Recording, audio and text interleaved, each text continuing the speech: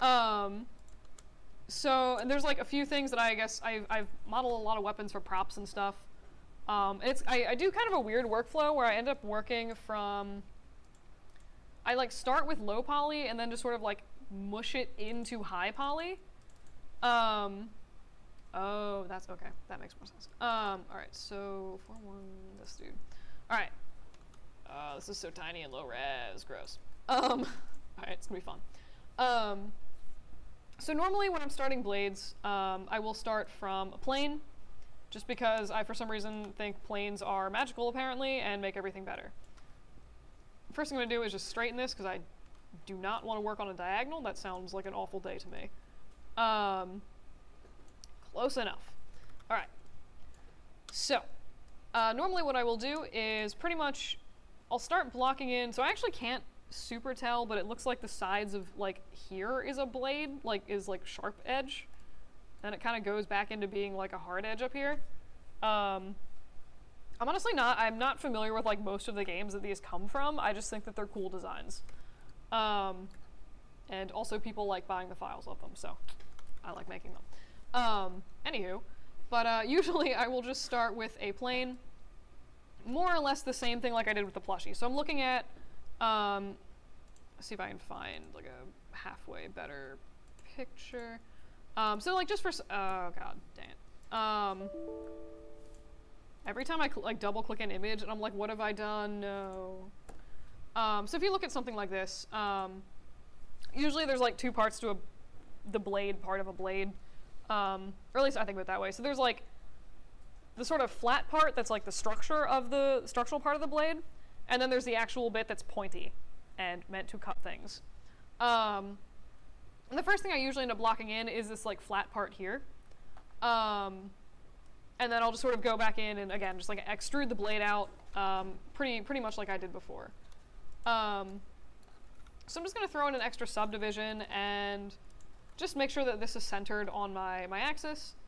And then I'll just go through and do more or less what I did before with the erg.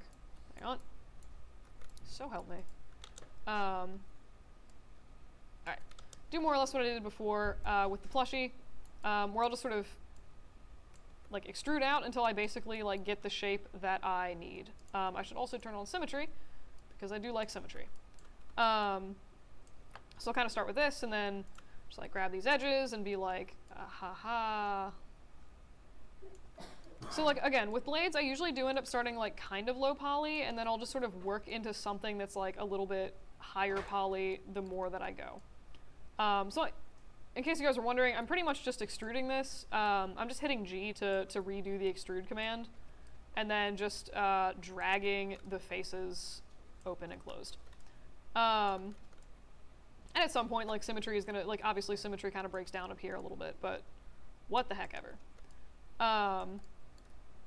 I'll just make this, like, weird little shape here and be like, cool, close enough.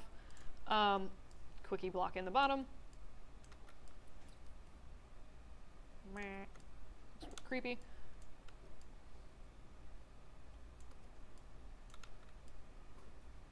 Alright. Close enough. Why do all, this is from Kingdom Hearts, right? Like, I'm not going crazy? Okay. I have not played any of the Kingdom Hearts games. I just like the Keyblades. So usually I will just sort of start out with like some generic shape like this. That's pretty much just the flat part of this blade. And then I will go in and, 'cause apparently I can't help myself. All right. So then I'm just going to go in and take pretty much all of the sides of this thing, except like the bottom and the top, and I'm just going to give them an extrude, and where did my handle go? All right, whatever. I'm just going to drag them out to the side slightly. So basically what this is the original selection is going to be the flat part of the blade that's not sharp. This side bit is going to be the actual sharp pointy bit. So I just go in and kind of like line that up with wherever the sharp bit is on the side. And in this case, it seems like it's sort of doing a kind of weird thing where it's like flattening itself out and becoming like flat again up here, if that makes sense. So I would just kind of like push those back in. to where they originally were, I suppose, if that's not supposed to be flat. It's always really hard to tell. Like, normally I'd look up more reference from, like, modeling these for realsies. But, so this is, like, pretty much what I have so far. The way that I then usually turn this into being something that might look vaguely sharp is I'll grab these loops in the center and just pull them out slightly. And you'll notice by doing that, so I mean, this part is, like, flat because that's what I wanted. But then I have this really nice, I'm going to make this blend, it'll be a little easier to see. Blend.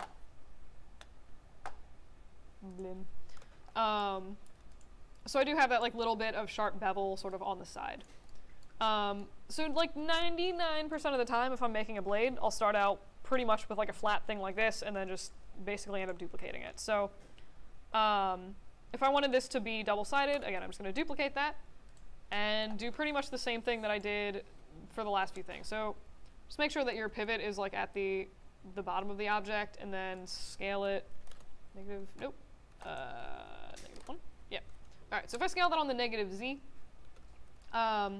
it's going to, again, just duplicate that onto the other side of my sword thing. At which point I'm going to freeze the scale of this.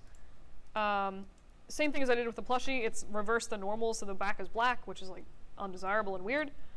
So I'm just going to go mesh display and reverse. Cool. And now we have a very awkward little double-sided sword. Just going to... Alright, so I'm going to go ahead and just mesh combine this thing and basically glue it together. And I always use my... I always toggle, even if I'm making low poly models, I toggle to smooth it a lot because it shows me issues in my mesh. Much more so than just working purely in low poly. So as you can see, this is totally not connected together. So I'm just gonna select my mesh and do mesh merge, and that should go around, and you can see that these are now like attached, so all of my sides should be attached together. Again, I really love mesh merge for like fixing meshes that I've sort of duplicated to mirror. It's just, usually works pretty well. Still not a horrible idea to just like go back and double check, but yeah. Alright. So now I have this, and this, like, as far as I'm concerned, this would be a perfectly respectable low poly model. Like, honestly, I could totally strip more polys out of this if I wanted to. If I did want to do that, I'd probably go through like areas like this and just be like, I mean, for one, I don't actually need this loop running around the center of the blade. Like, that could be gone if I wanted it to be. What I would probably do, just like out of personal preference, is just like merge a lot of this stuff to center, and get rid of loops that way. Just because I like it. Something that makes me happy to like have that loop running down the center of my mesh so I can like see the center of my mesh, but again, it doesn't really matter. But you can strip a crap ton of a lot of stuff out if it's low poly, and it doesn't matter at all if there's tries, because all the game engines triangulate stuff anyway. Which is why I actually like modeling for games. So any questions on what I've done so far? Alright. If I wanted to go through and make this model like a smooth model. So obviously, just like by default, if I look at this, it doesn't look particularly sharp anymore. And all of these little areas up here are like super lumpy and gross. So usually out of personal preference, I'll just start with smoothing the blade part, because it's a little bit, I don't know, I like seeing things be pointy. So I'm just gonna go in, throw an edge loop right here, throw one on the back of the piece as well, and then my symmetry, I'm gonna switch this to symmetry Z, and then it should add in like equidistant edge loops here. Anyway, but it doesn't really matter. So I'm just gonna go through and like harden these edges. And depending on the shape of your blade and like how things terminate, like this is actually a really easy one to end up hardening. You can see it's like pretty much like I already have, you know, a much nicer, shinier blade effect on this. But depending on the shape, like if you guys are interested, in my last class, they chose, I think, the Buster Sword And it was like a really weird shape on the top, and I ended up having to like do some weird stuff where I like multi-cut things back together. But again, this one's like fairly straightforward in terms of adding loops to harden the edges of this. At that point, it would pretty much just be a matter of going in and doing, adding in even more loops to just sort of harden these areas in here. This is like actually probably one of the most self-explanatory blades I've done, which is weird. But yeah, so I mean that's pretty much like normally how you'd harden stuff for, what am I saying? This is like usually how I would harden blades. And in this case, because I made the transition relatively subtle of this blade back into here, it kind of stays pretty subtle like that, and it like just fades like pretty nicely into here. And since this is flat, it doesn't matter how the heck many edge loops I add in, which is why I shamelessly added like a bajillion of them. But it's not going to affect the shape because again, it's flat. If you wanted to, you could go in and figure out like where, maybe like somewhere right about here, you could join these edges together, just so that they, and like you could get rid of the extra loops. But like honestly, I would just leave them if you don't care if it's a high poly model, because it's probably just easier to leave them in there. It's not really affecting the curvature of anything, so like they're not really doing any harm. If you did have something weird, like the shape of the Buster Sword, which was pretty much just, hello, what am I doing right now? Oh, psh. No one wants your symmetry. So this is like more or less the shape of the Buster Sword. This, and then just get rid of this, and huzzah! Instant Buster Sword. More or less. And you could, you know, go in and like grab this and pull it up. So stuff like this gets a little weird because it's always interesting unless you can find reference to figure out exactly how this terminates up here. Like, clearly at this point it's no longer sharp. Like, it looks like it should be from this view, if that makes sense. But then when you go down here, you can see it's pretty much just like a brick here. It would hurt if you got hit with it, but like it's not a blade at that point. So it's always interesting to see how people resolve that kind of thing. Like one thing you could do is just sort of like shrink that down, but then you maybe have that like kind of weird point up there, which like I'm not, again, not super familiar with the blade, so I'm not really sure what it's supposed to look like. But that is one of the interesting things of like resolving, especially game geometry. I find they're always like really bizarre shapes. And it's kind of hard to figure out like what exactly they're doing half the time. And if you had tries in here, it would make it a little bit more complicated to go back in and smooth stuff. But yeah. So again, if you guys care, I did this one in last class, so you can just check out that. But yeah. So I mean, that's like more or less how I would do this. And then for this piece in here, I think I would honestly do pretty much the same thing, where it looks like it has a sort of base shape to it, and then there's like a pointed area. So I would just, again, block it in with a plane, and then go back in and add some detail into it. Are there any other parts of this blade that you guys would like to see made? In particular, just like, I was mostly just looking at the blade stuff. So if you guys are doing blades, or like for any assignments that you're giving to me personally, there's like specific stuff that I look for. First of all, is it actually pointy? If you're making a knife, I would like to see some kind of like blade-looking edge on it. And then also, like, how did you, if you have something like the Buster Sword, like how did you sort of go back in and decide to handle that like weird little angle from the tip of it, in terms of like thickening the whole thing or like not thickening the whole thing. But that is like more or less how I make swords. And then like if I was doing this for a game mesh or 3D printing, or honestly probably for an animation model as well, I would just go in and end up probably tracing in most of this detail. Again, more or less with planes, so just be like a plane. And then just doing like a little extrude on that to sort of get the overall shape of the blade in there. So just like as a demo on this top piece here, just be like, waha, waha. I'm just gonna throw that out there and expand it like a crazy person and then bring that back in. I forget, if I'm alone and I'm modeling, I like talk to myself like a crazy person. It's amazing. But anywho, so just like, you know, block out some kind of shape that looks vaguely like that, and then grab said shape, maybe pull it out, and then basically just extrude it and squish it into the blade. And also possibly out the other side, depending on how spazzy I'm feeling.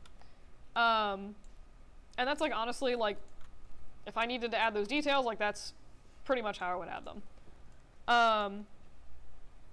So I don't know. Any questions about that? This was like actually the zenest blade I've ever had to model. So just like for the record, as another example, this is a blade, another keyblade actually, that I made for a client a while ago, using pretty much the same techniques I just showed you. So like, for the gray parts of the blade, I just blocked in the basic shape of that. Did a little extrude to define where the pointy bits on the sides were. And then any of these details, again, I just blocked them in on top of the orthographic with little planes. And you'll see I kind of like wove them together a little bit. And I just did that before I extruded. I would just, you know, grab part of this little curvy plane and just sort of drag the side up, wove them together. Once I was happy with how they sat, I then just extruded them down, and you can see them just chilling inside the blade there.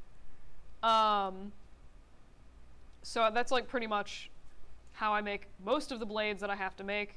And then if you're doing like a game mesh or something, or again, depending, I don't necessarily care, but like even for an animation mesh, like each of these are different pieces, like each of these little squiggles. And you can kind of, it might be kind of hard to see, but they're just kind of chilling and clipping through each other. And that's just like how I did most of the stuff on this. It was designed to be 3D printed, and then I ended up, at the end of everything, I booleaned everything together, which was a royal nightmare because this is, for the record, the low poly version of this sword. Yeah, 3D printing sucks, especially if you have to do like a 4-foot long sword, because you need to subdivide everything so it's super smooth, or else you will actually see like the poly lines in the print, which people get hissy about if you pay like several $100s for files to be made. But yeah. So again, that's like more or less, I guess, my shtick on weapons. If you want me to do like a quick another version of a blade, or if there's like blades that you guys have been trying to make, I'd be happy to demo those. This one turned out to be surprisingly simple. So, any, I guess, thoughts or questions, or you want to see more demos on weapons? All right. If not, I'm just going to wander back into rigging. So any questions on anything that we've done so far? All right. I think I'm actually going to give you guys, if you wanted